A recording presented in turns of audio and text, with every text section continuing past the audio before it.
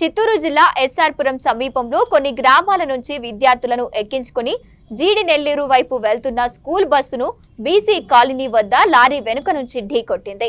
ప్రమాదంలో 7 విద్యార్థులకు గాయాలయ్యాయి. ఇక ఒక విద్యార్థి నాలుక తెగిపోయింది.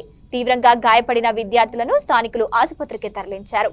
ప్రమాదంలో చిత్తూరు, పుత్తూరు రహదారిపై వాహనాల రాకపోకలు నిలిచిపోయాయి.